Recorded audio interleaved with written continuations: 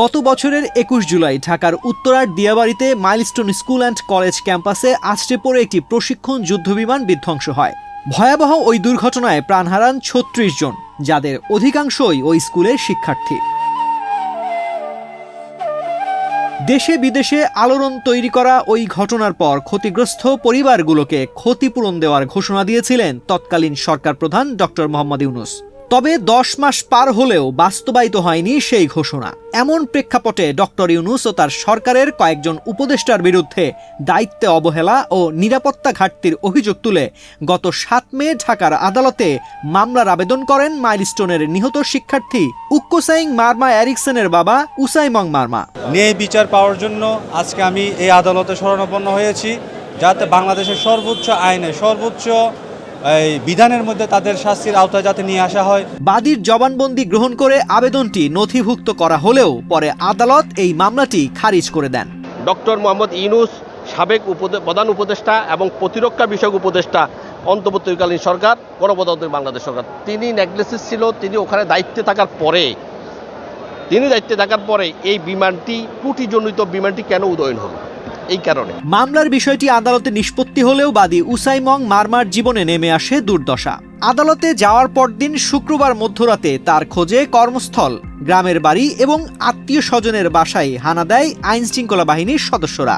শুক্রবার রাত্রে বিগত প্রায় 2টা-3টা বাজে আমি যেখানে চাকরি করি ওইখানে 20-30 জন পুলিশ আমাকে খুঁজছিল এবং আমার নিজ গ্রামে, আমার নিজ বাড়িতে আশেপাশে প্রতিবেশীদের বাসায় পুলিশ আমাকে তল্লাশি করে খুঁজছিল যে আমি আছি কিনা। কেন প্রতিবেশীরা জানতে চাইলো কেন, যে বলল ওনার নামে ওয়ারেন্ট আছে, ওই ওয়ারেন্ট যেহেতু আছে আমরা ওনাকে ধরতে আসছি আর কি। শুধু পুলিশ নয়, রাষ্ট্রীয় একাধিক সংস্থার লোকজন তার বিষয়ে তথ্য সংগ্রহ করছে বলেও জানান উসাইমং মারমা। এ কারণে তার মধ্যে তৈরি হয়েছে আতঙ্ক ও নিরাপত্তাহীনতা। ভয়ে নিজের বাড়ি ছেড়ে আত্মগোপনে রয়েছেন তিনি। আমি খুব নিরাপত্তাহীনতায় ভুগছি এখন। যে মামলা করাটাই কি আমার অপরাধ ছিল?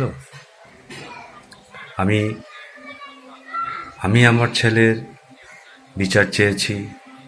আমি আমার ছেলের যে বিচারের প্রেক্ষিতে আমি ক্ষতিপূরণ চেয়েছি এবং বিগত সরকারে আমাকে কোনো কিছু সুরাহা করে নাই এবং আমি বিভিন্ন দপ্তরে আমি ঘুরেছি, কিন্তু আমি এটার সুরাহা কোনো কিছু পাই নাই।